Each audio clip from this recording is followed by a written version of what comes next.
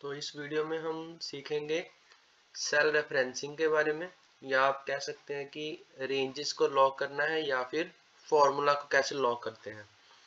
तो सबसे पहले ये डेटा सेट मैंने तैयार किया है। इसमें प्रोडक्ट्स के नेम है, जो 6 प्रोडक्ट्स हैं उनकी क्वांटिटी दी हुई है और प्राइस दिया हुआ है, और इसके आगे हमने टोटल का कॉलम लगाया है। तो अब सिंपल सा पहले एक फॉर्मूला लगाते हैं, is equal to this into this. जब मैं एंटर करूंगा तो इसका 3300 टोटल आ गया। तो अब यहाँ पे आप देखोगे कि ये छोटा सा जो डॉट है, अगर इसको मैं यहाँ से ड्रैग कर देता हूँ तो इसको ये सारे फॉर्मूला को ये नीचे पेस्ट कर देगा। तो अगर मैं इसको ड्रैग ना भी करूँ, कंट्रोल Z कर देता हूँ और इसको मैं डबल क्लिक भी करता हूँ, तब भी ये पूरे फॉर्मूला को नीचे पेस्ट कर देगा। और जो सारे रिजल्ट्स आ रहे हैं सामने टोटल के, वो इन सबके मल्टीप्लाई होके ही आ रहे हैं। जैसे फर्स्ट में 10 इंटू 330 3300 आ गया। अब सेकंड में भी इसको कॉपी कर रहा हूँ तो 14 इंटू 670 9380 आ गया। ऐसे करके हर एक कॉलम, जितने भी 6 कॉलम दिए हों, सब में उनका टोटल आ गया। तो अब इसमें समझने वाली बात ये है कि जब मैंने फर्स्ट वाले सेल पे इसका फॉर्मूला लगाया था और जब मैंने इसको नीचे ड्रैग किया तो सबका फॉर्मूला सेम कैसे लग गया। तो इसमें यह है कि जब हम फॉर्मूला को डाउनवर्ड्स कॉपी करते हैं तो जो उसकी सेल रेफरेंस होती है, जैसे B2 है और C2 है, वो भी डाउनवर्ड्स जो है वो कॉपी हो जाती है।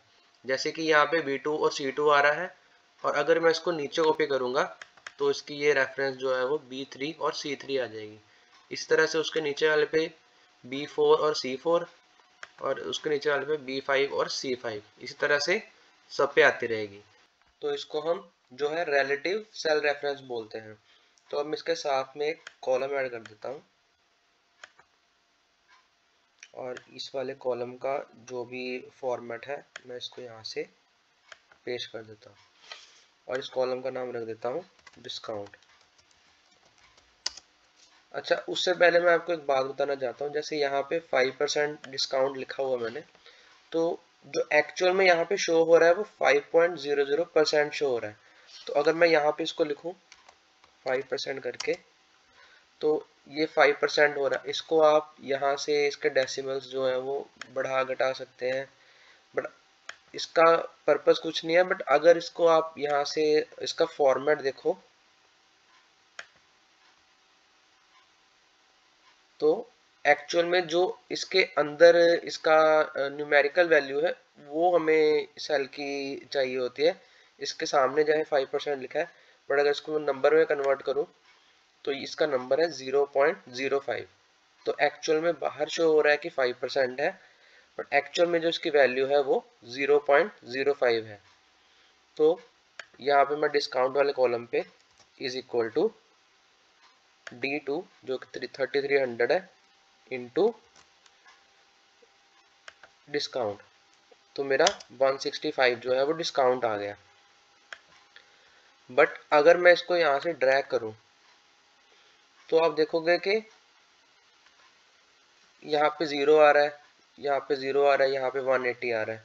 तो यहाँ पे 0 क्यों आ रहा है? पहले तो जब हमने ड्रैग किया था तब तो सही आ गया था, अब क्यों नहीं आ रहा? तो इसका मेन रीज़न ये है कि जब हमने इसको यहाँ पे फॉर्मूला लगाया तो इसने जो D2 था उसकी सेल रेफरेंस यहाँ से उठाई, और जो H3 था उसकी यहाँ से उठाई। बट जब हमने इसको नीचे कॉपी किया तो उसने क्या किया कि D3 तो उठा लिया क्योंकि हमें D3 ही चाहिए था, बट जो H3 H4 है उसकी इसको जगह पे उसको H3 उठाना चाहिए था। तो वो जो सेल रेफरेंस है उसने गलत कर दी, इस करके इसका आंसर नहीं आ रहा, 0 आ रहा है। तो इसके लिए हम क्या करेंगे, इसके लिए हम जो है वो सेल लॉकिंग का इस्तेमाल करते हैं। तो इसको पहले मैं डिलीट कर देता हूँ। तो जैसे मैंने यहाँ पे फॉर्मूला लगाया था, तो जो D2 है इसको तो मैं ऐसे चाहता हूँ कि जब मैं नीचे ड्रैग करूँ तो वैसे ही रिजल्ट आए और D3 D4 ऐसे उठाए। बट जो H3 है मैं चाहता हूँ कि ये एज इट इज ही रहे, इसको मैं ये मतलब नीचे फॉर्मूला कॉपी भी करूँ तो ये जो रेंज है वो लॉक हो जाए। तो लॉक करने के लिए हम इसको h से पहले डॉलर और 3 से पहले डॉलर लगाएंगे। इसको हम एक शॉर्टकट की होती है जो आपके कीबोर्ड पे ऊपर F4 होता है, उस शॉर्टकट की से भी डॉलर लगा सकते हैं। तो जैसे मैं अभी F4 प्रेस करूंगा तो यहाँ पे आप देखोगे कि डॉलर्स कभी H के आगे लग रहा है, कभी 3 के आगे लग रहा है, तो कभी हट रहा है। तो ये शॉर्टकट की है, इससे हम उसकी सेल रेफरेंस जो है वो लगा सकते हैं। अब ये सेल रेफरेंस होती क्या है, इसमें होता है कि जैसे जो भी आपका वर्कशीट होती है एक्सेल की या गूगल शीट की, उसमें जो A B C जो आप ऊपर देख रहे हो, ये सारे जो हैं वो हमारे कॉलम्स हैं, और जो 1 2 3 4 है ये सारी हमारी रोज हैं। तो जब भी हम कोई सेल को सिलेक्ट करते हैं तो उसमें जैसे ये जो पहले अल्फाबेटिक वैल्यू आती है वो हमारे कॉलम्स हैं, और जो न्यूमेरिक वैल्यू आती है वो हमारे रोज हैं। तो इसमें मैंने क्या किया, रोज को भी मैंने फ्रीज कर दिया और कॉलम्स को दोनों को मैंने फ्रीज कर दिया। तो जब मैंने H3 को फ्रीज किया इट मीन्स कि ये पूरा सेल ही फ्रीज हो गया। तो इसको मैं एंटर दबाऊंगा, तो जब मैं इसको फॉर्मूला को पेस्ट कर दिया नीचे तो आप देखोगे कि सबका रिजल्ट आ गया। तो इसको भी अगर मैं डिस्काउंट करके देखूं तो इस यहाँ पे इसने H3 ही उठाया, और इसके नीचे वाले ने भी H3 ही उठाया, सेम उसके अगले वाले ने भी H3 ही उठाया है।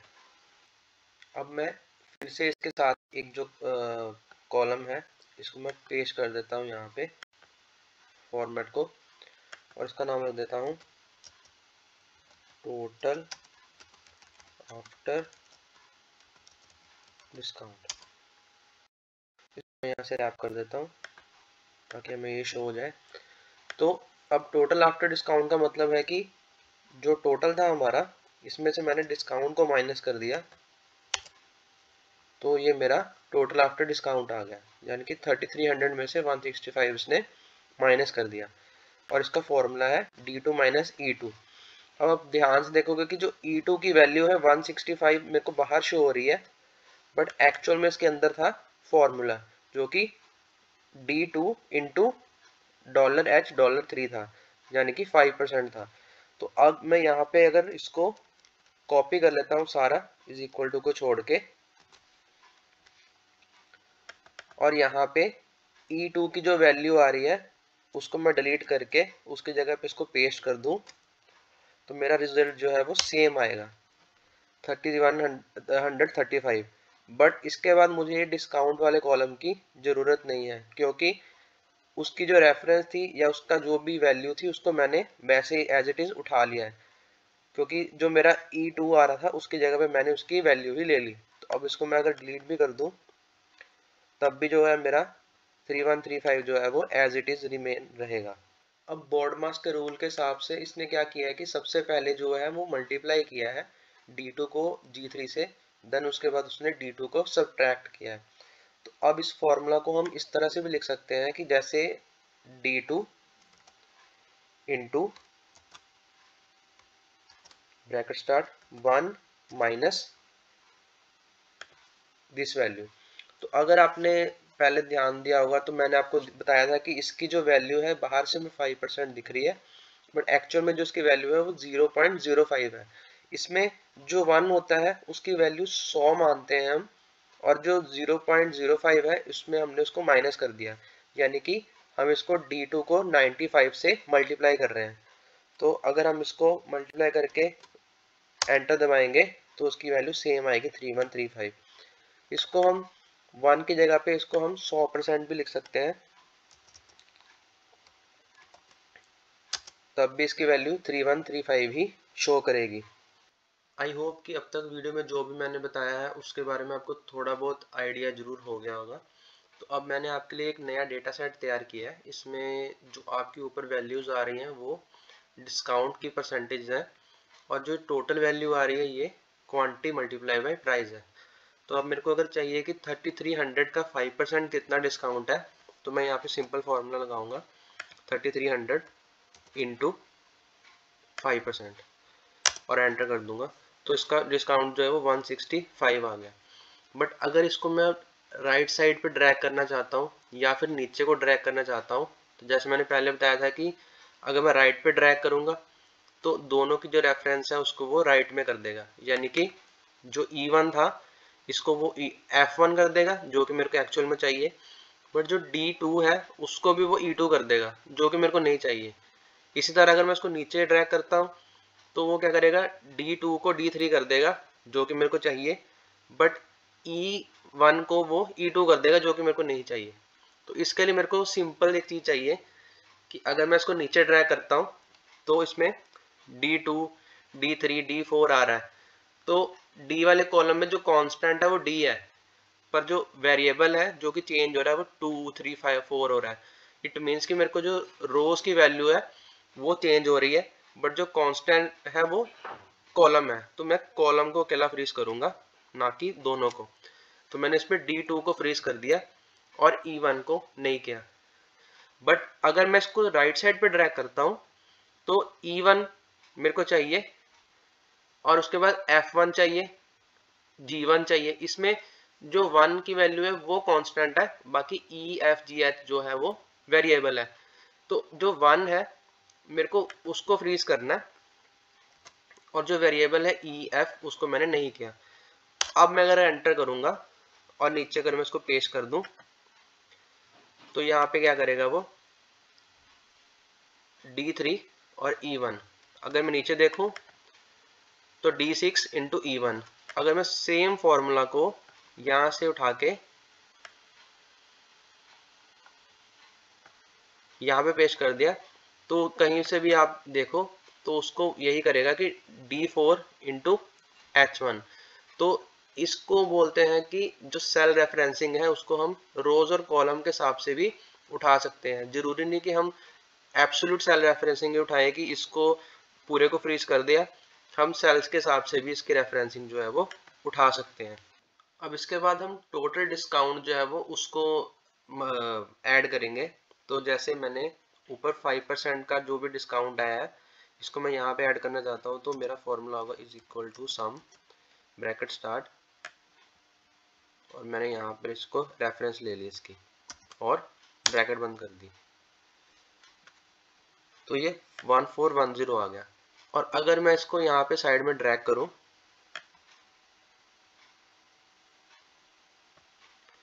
तो इसने क्या किया कि जो भी राइट साइड के कॉलम्स आ रहे हैं इसने सबकी रेफरेंस उठा ली जो कि मेरे को एक्चुअल में चाहिए थी, तो इसने सबको ऐड कर दिया।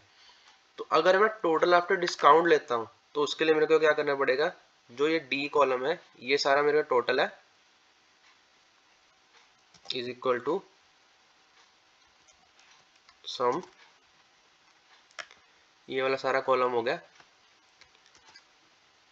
माइनस जो मेरा टोटल डिस्काउंट आया है, मतलब टोटल में से जो मेरा 5% डिस्काउंट आया है इसको मैंने माइनस कर दिया, तो मेरा आ गया 26790। बट अगर इसको मैं राइट साइड पे पेस्ट करता हूं तो जो मेरी E10 है इसकी वैल्यू तो मेरी राइट साइड पे माइनस हो जाएगी, बट जो मेरा सम आया है D2 से D7 तक का ये भी उसको E2 से E7 कर देगा जो कि मेरा 5% वाला डिस्काउंट है।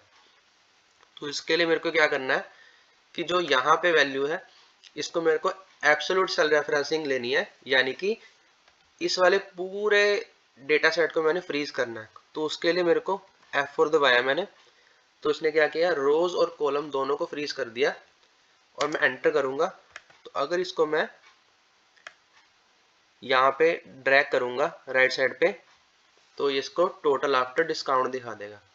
तो इस वीडियो में मैंने जो भी सेल रेफरेंसिंग का या फिर सेल लॉकिंग का बताया है ये एक्सेल या गूगल शीट्स का एक बहुत ही बेसिक सा और एक बड़ा इम्पोर्टेंट पार्ट है। ये जब भी आप नए फॉर्मूलाज लगाएंगे तो आपको इसका इम्पोर्टेंस का पता लगेगा कि अगर आप इसको स्टार्टिंग स्टेज में सीख लेते हो तो आपको आगे जाके इसमें दिक्कत का सामना नहीं करना पड़ेगा। हमारी जो भी नेक्स्ट वीडियोस आएंगी उसमें इन सब का यूज़ है, तो इसको मैं इसलिए कवर किया ताकि मेरे को बार बार उसको बताना ना पड़े। तो आई होप कि आपको ये वीडियो अच्छी लगी हो और इस वीडियो में आपको कुछ सीखने को अच्छा मिला हो। तो अगर आपको लगता है कि इसमें आपको कुछ अच्छा सीखने को मिला तो प्लीज़ हमारे चैनल को सब्सक्राइब कीजिए, फॉलो कीजिए, लाइक कीजिए और अपने दोस्तों से शेयर कीजिए। तो मिलते हैं नेक्स्ट वीडियो में।